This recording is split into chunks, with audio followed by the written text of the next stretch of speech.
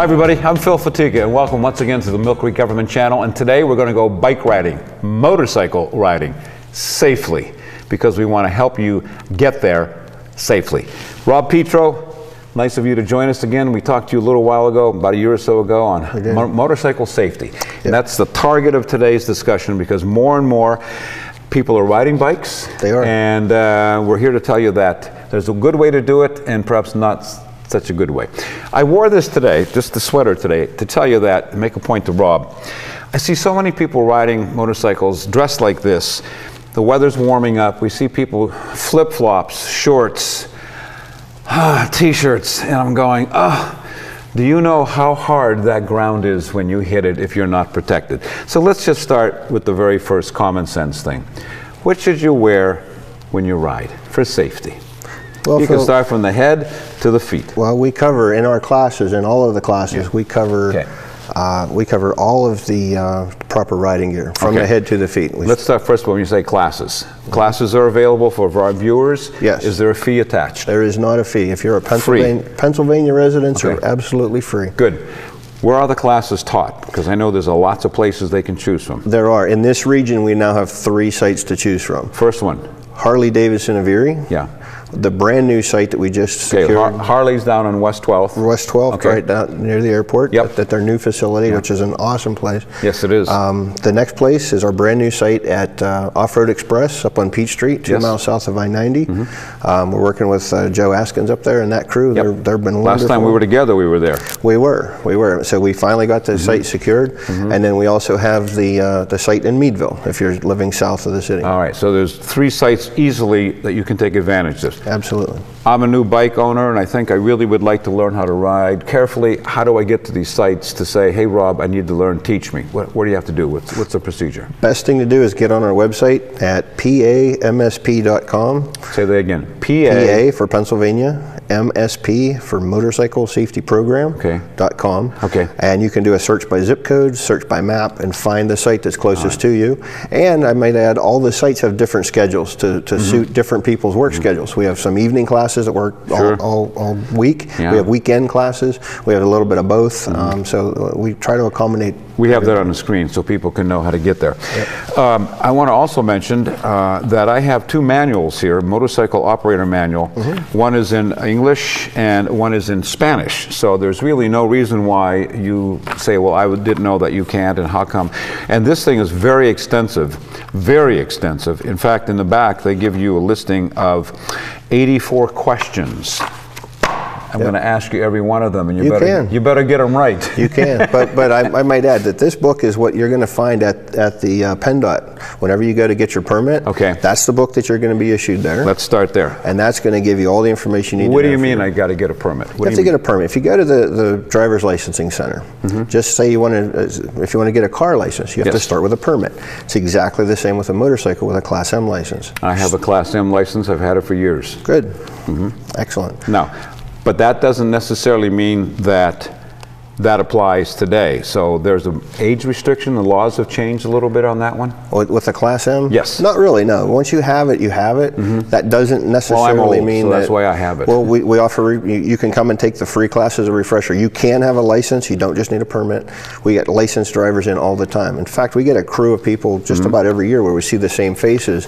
They come in early in the year, they refresh their skills and shake off the winter rust before they go back out on the road. Yeah, I agree. But let's say somebody who's just a new driver and they want to learn how to drive and get a motorcycle license at the same time. Same procedure works for them? Same procedure, yep. Okay. If you're underage, now if you're 16 to 18, our class is now mandatory. Okay. So if that's what I wanted. Yeah. If they get a permit, they have to go through the 65-hour supervised driving time, which is the same as you're going to need for a Class C or a car. And when you're done with that, then you have to come and take our course where we teach you the proper way to ride, and you have your 65 hours, and you're also going to have a 6-month probation? wait time on your permit. Okay. That you have to meet your eligibility date before What you can happens test. if I get caught driving a motorcycle and I don't have a license to drive one? It's the same as if you were caught driving a class or a car without a driver's license. It's the same. So you mentioned 65 hours of instructions. And from you, they could come from you? Yeah, a lot of that could come from us. And that's spread out over how long a period of time? Well, our classes typically run either 1 to 2 weeks, depending on how it's scheduled. Okay. But it's comprised of about 15 hours of riding time. Okay. And you bring your own bike? You can bring your own bike. On the beginner class, we provide the bikes. Great. So, and not only is it free, we give you something to ride. We can even lend you a helmet if you don't have one. Yeah. And so it's... Let's get on to the helmet, because that's always a divisional thing here. There's the saying, yes, you should wear them. Let me make up my own mind whether or not I want to wear them. What does the state law say in that area? Well, the state law basically says that if you have a license, and you've been licensed for 2 years, you're not required to wear one. Okay. As a safety instructor, however, and statewide, our course really stresses the importance of a helmet, and not just a helmet, but complete riding gear. Like we started at the top from head to toe, right? Yeah. Because I mean, there's never been legislation for jackets or gloves or boots or anything else. But if you're responsible, which is one of the main cruxes of our course, is to try to provide you with enough education where you can make responsible decisions for yourself. You're going to choose, once you understand everything, you should choose to wear full riding gear, regardless of the temperature outside. Before we started taping, though, you get the examples I think we all know about. You're coming from Ohio, you're passing through Pennsylvania, you're going into New York. What do you do? Do I wear the helmet? Do I not wear the helmet? What's the law? What's happening? It can be confusing because states are different as you move through traveling. And you are required to abide by the rules of the state in which you're in. So let's say I'm in Ohio. Am I wearing a helmet in Ohio? Do I have to? If you choose to. Okay, but they don't. They say it's I don't believe so. Right. Okay. In Pennsylvania, they say. They say you don't have to if you're licensed for 2 years. Right. And then once you get to New York, I believe they do have a mandatory helmet. They do have a mandatory. So it depends on again the state you're in. Okay. The easiest thing to do is just be responsible and wear a helmet regardless of the state you're in, and it'll keep you safe. Well, I think for the simple fact, if you're buying a new bike, you're buying a big machine that's capable of blazing speeds in a very short period of time. The torque on there is incredible. And plus, you're spending a lot of money. Some of these bikes, which are touring bikes, can be, you tell me, they can go to what? What's the price? What's the starting price?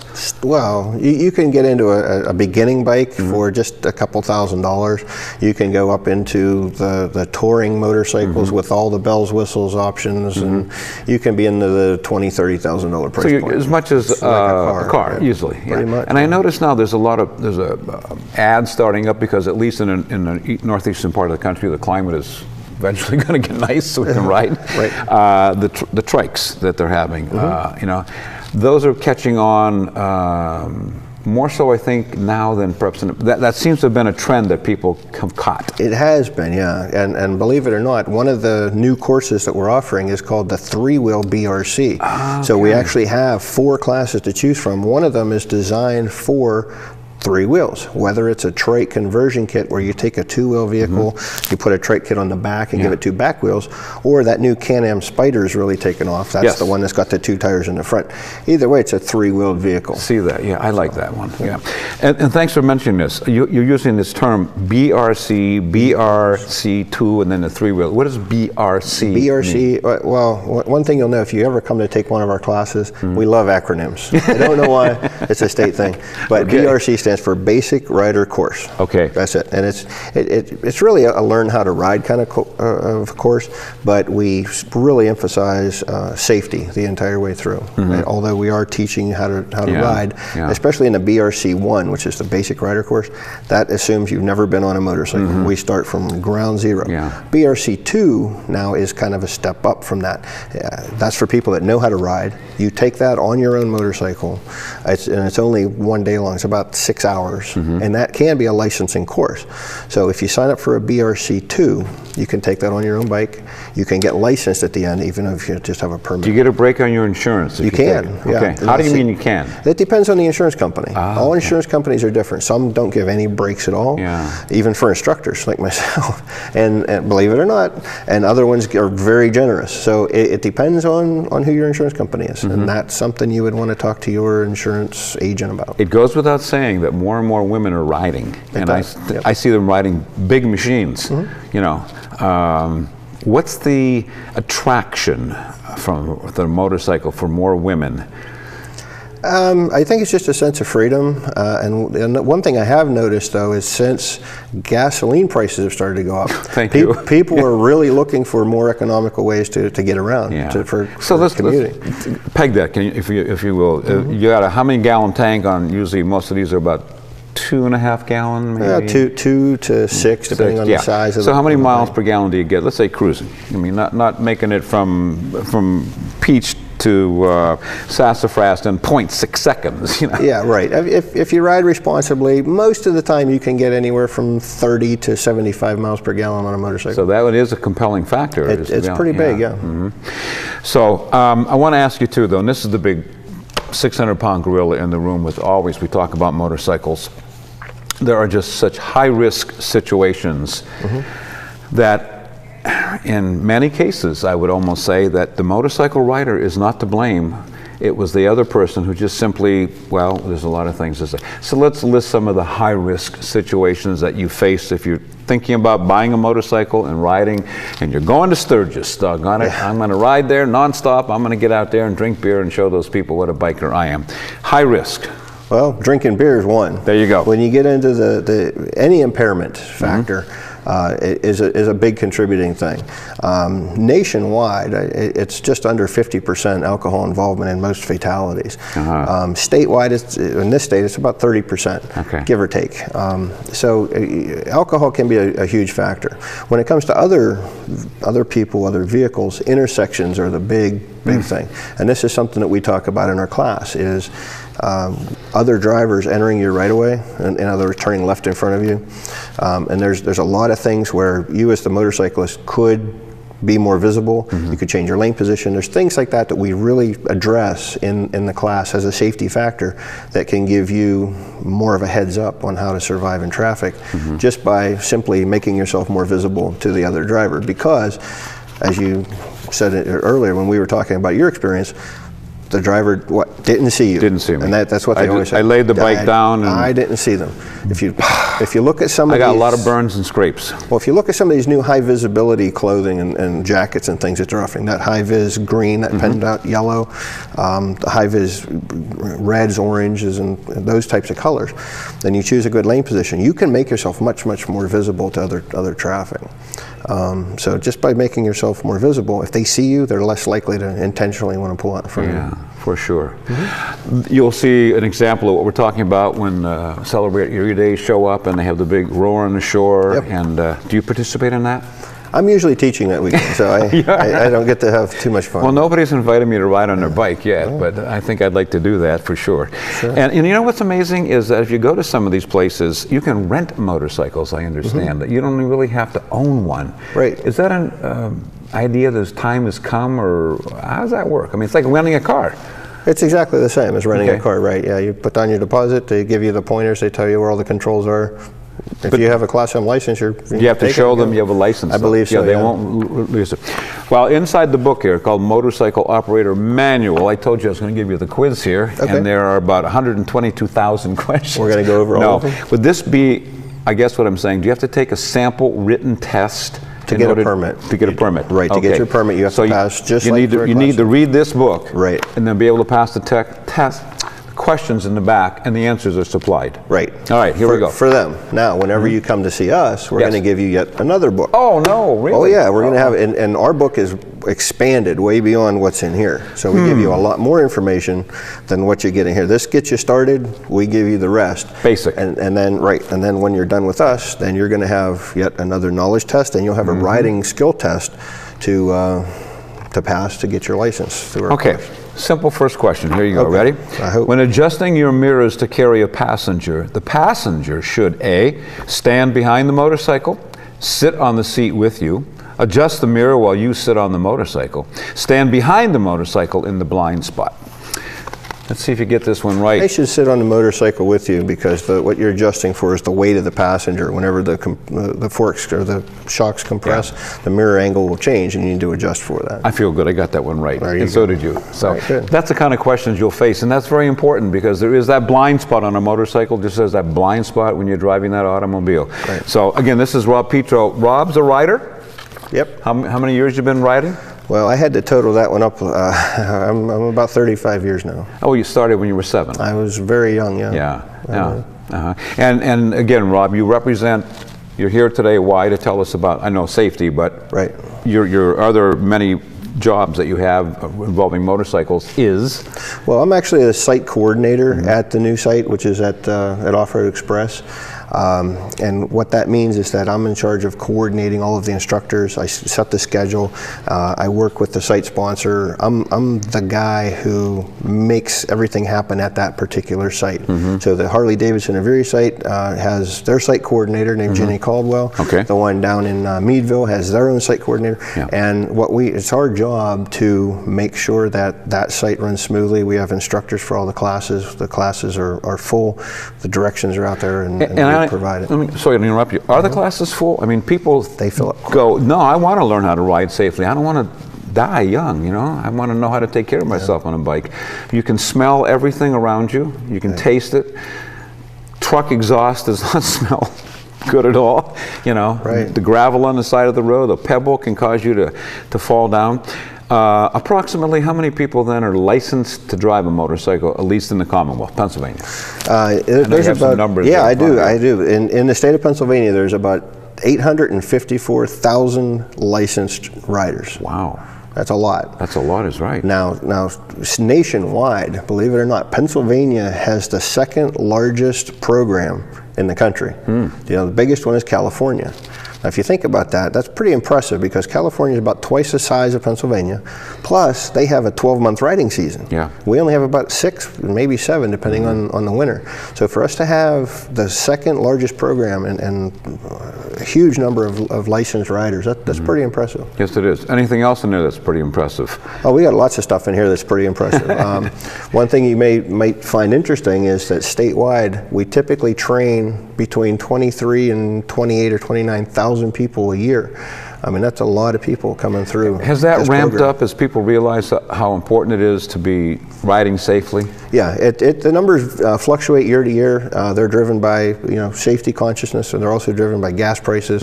Well, the first time that the gas really hit $3 a gallon, bike sales were out the roof. We were packed several years ago. So I mean, there's a lot of factors that go into it. I'm inclined to believe they're not going back down below $3 Probably a gallon not. either, you know. Probably not.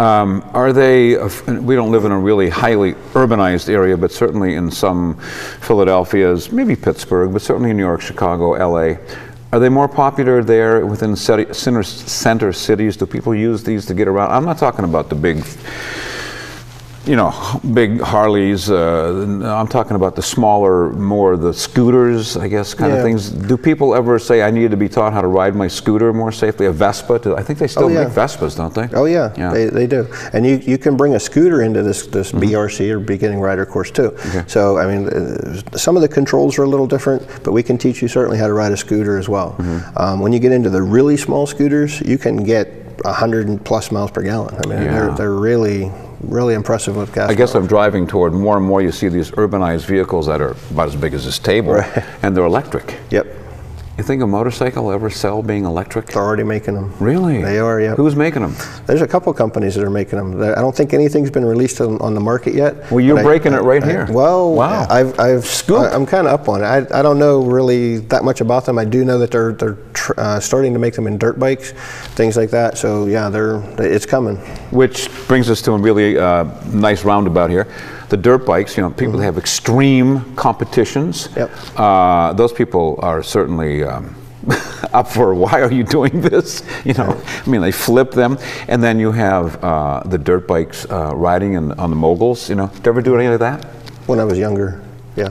Okay. How'd you like that? Oh, I loved it. Yeah. Riding a dirt bike, that's how I grew up on dirt bikes. So Okay. that kind of led into street bikes. And a lot of my students are like that. They grew up on dirt bikes, on farms, things like that, and driving quads, four-wheelers, things like that. And then they want to make the transition into riding a street bike. Well, a lot of the controls are very, very similar. And dirt bike riders transition very well to street bike, but it does require two different kind of skill sets. And that's one of the things that we have to kind of teach in the class, is that just because you can ride a dirt bike, you need to learn a little bit more to ride a street bike. And it takes a little different skill set, different things to do with the controls, and different things for your eyes to do.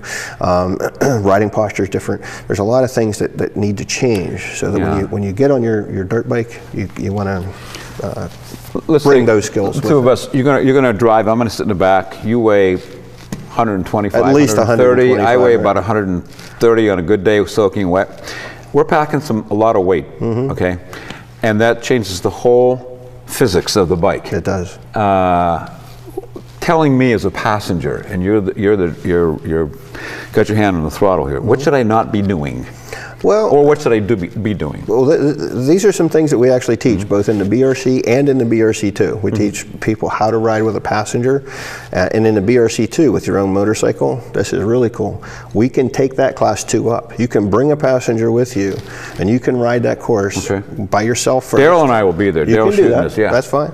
You can ride it 2 up, which is kind of cool. And we then can give the passenger some specific training as well as the driver.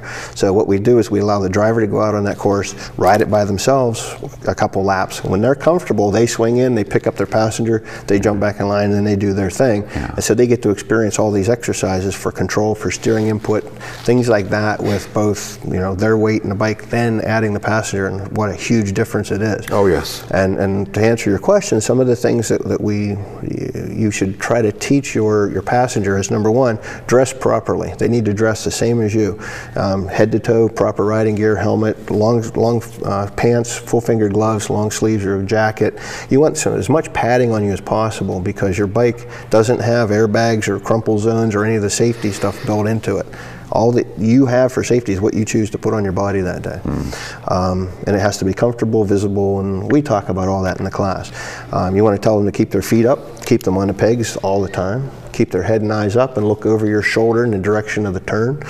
There's a lot of different things like that. We even teach you who gets on first, and when maybe the driver should get on before the passenger, and vice versa. So there's a lot more to it.